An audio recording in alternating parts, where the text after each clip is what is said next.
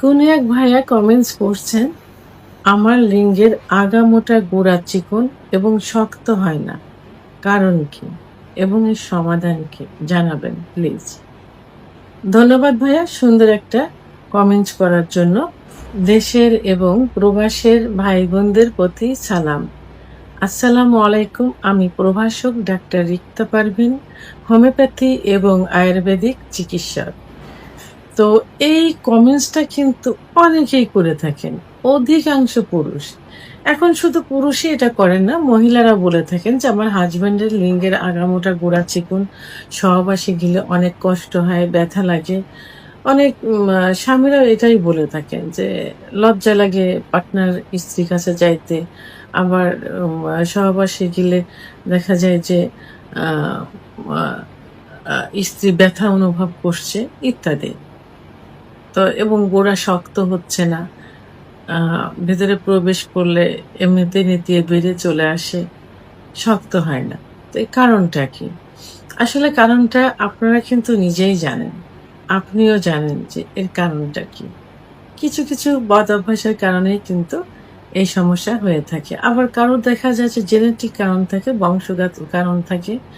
আবার কারোর দৈহিক যে গঠন স্ট্রাকচার তার কারণেও এটা হয়ে থাকে। তো এভাবে কিন্তু এই সমস্যাগুলো হয়। অর্থাৎ লিঙ্গের ভিতর যদি ব্লাড সার্কুলেশন সঠিক মতো না হয়, অনেকে বলে যে যৌবনের শুরুতে ভালো ছিল বাট এখন এই সমস্যা হচ্ছে। এটা কেন হয়? যৌবনের শুরুতে অনেকেই, অধিকাংশ পুরুষই এখন কি করে থাকে, হস্তমৈথুন করে থাকে। এই হস্তমৈথুন করার কারণে লিঙ্গের ভিতর কিন্তু কোনো হাড় নেই, আছে কি মাংস আর রক্তনালী। এই রক্তনালী অর্থাৎ যে ভেন, এই ভেনের ভিতর দিয়ে যত রক্ত চলাচল করবে লিঙ্গ তত বড় হবে, মোটা হবে, শক্ত হবে। তো অতিরিক্ত হস্তমৈথুনের কারণে এই শিরাগুলো সংকুচিত হয়ে যায়, যে কারণে লিঙ্গ আগামোটা গোড়া চিকন ইত্যাদি হয়ে থাকে। আবার অনেকে বিছানায় ঘর্ষণ দিয়ে বীর্যপাত করে থাকে। বিছানায় ঘর্ষণ দিয়ে বীর্যপাত করলে কি হয়? লিঙ্গের গোড়ায় অসংখ্য শিরা থাকে। এই শিরাগুলো অনেক সময় লুজ হয়ে যায়, অনেক সময় বেশি প্রেসার দিলে চিরেও যেতে পারে। কারণ লিঙ্গের যে অগ্রভাগ থাকে এটা বালিশ, কোল বালিশের উপরে কিন্তু এটা পড়ে, কিন্তু এর ভরটা, এর প্রেসারটা পড়ে কিন্তু লিঙ্গের গোড়ায়। একটা গাছে যখন, একটা ঘরে যখন পেলা দেওয়া হয়, যেখানে পেলা দেওয়া হয় বাঁশ দিয়ে, সেই জায়গাটা কিন্তু কিছু হয় না, গোড়ার দিকে মাটি সরে যায়। অনেক সময় কিন্তু দেখবেন বাঁশটা চিরে গেছে, ফেরে গেছে। তাহলে প্রেশারটা কিন্তু টোটালি আপনার বাঁশের গোড়ায় পড়ছে, যেখানে আপনার বাঁশটা রাখা হয়েছে। ওই পেলা দেওয়া জায়গায় কিন্তু কিছু হয়নি।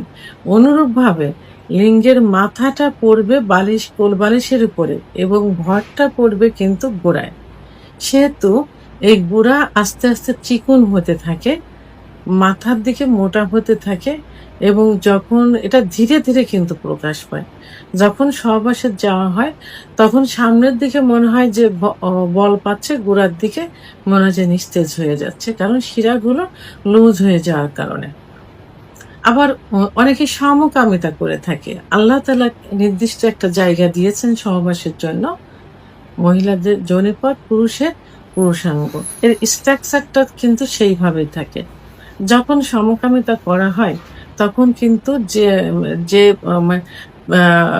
পেটের সমস্ত মল বর্জ্য যে পাইপ দিয়ে বের হয়, সেই রেকটাম দিয়ে অর্থাৎ মলদ্বার দিয়ে করা হয়। এটার স্ট্রাকচার কিন্তু একরকম না, যে কারণে এটা লিঙ্গের উপরে প্রভাব পড়ে। আবার অতিরিক্ত স্বপ্নদোষ, অতিরিক্ত যৌন মিলন, সবকিছুই অতিরিক্ত হয়ে গেলে কিন্তু লিঙ্গের স্ট্রাকচার চেঞ্জ হয়ে যায়। তো এই যে কারণগুলো, এই কারণগুলোর কারণে কিন্তু লিঙ্গের আগামোটা গোড়া চিকুন, লিঙ্গ শক্ত হয় না, গোড়া থেতলিয়ে যায়, ছোট হয়ে যায় ইত্যাদি। স্নায়বিক দুর্বলতার কারণে হয়ে থাকে। পুরুষের যে হরমোন টেস্টোস্টেরন হরমোন কমে গেলে, অর্থাৎ ভারসাম্যহীনতা হয়ে গেলে এই সমস্যাটা হয়ে থাকে। তো এখন মানসিক চাপ, মানসিক যে একটা চাপ থাকে অনেক সময়, ব্যবসা বাণিজ্য, চাকরি, পরিবারের বিভিন্ন একটা প্রেশার থাকে, একটা চাপের ভিতরে থাকে, যে চাপের থাকার কারণে কিন্তু সেক্সের কোনো ইচ্ছা হয় না, অর্থাৎ যৌন অক্ষমতা চলে আসে, সেক্স আস্তে আস্তে কমতে থাকে। এটাও কিন্তু মানসিক চাপ, দুশ্চিন্তা, এটাও কিন্তু যৌন অক্ষমতার একটা অংশ। যদি ইচ্ছা না হয়, ইচ্ছা যদি প্রবল না হয়, তাহলে ব্লাড সার্কুলেশনটা কিভাবে হয়? যখন ইচ্ছা হয় তখন টোটাল বডিতে ব্লাড সার্কুলেশন হয়, বিশেষ করে হার্টের থেকে লিঙ্গের ভিতর, তখন লিঙ্গ দাঁড়িয়ে যায়। সেই ইচ্ছাটা যদি প্রবল না হয়, যেমন একটা নদীতে যখন বেড়িবাঁধ দেওয়া হয় যাতে পানি না যাইতে পারে, তো যখন এই বাঁধে এই পানিতে স্রোত থাকবে না, তখন কিন্তু বাঁধটা ভাঙবে না, উপসে হয়তো চলে যাবে একটু, বাঁধ ভাঙবে না। কিন্তু স্রোতের বেগ যখন বেশি হবে তখন কিন্তু বাঁধটা ভেঙে যাবে।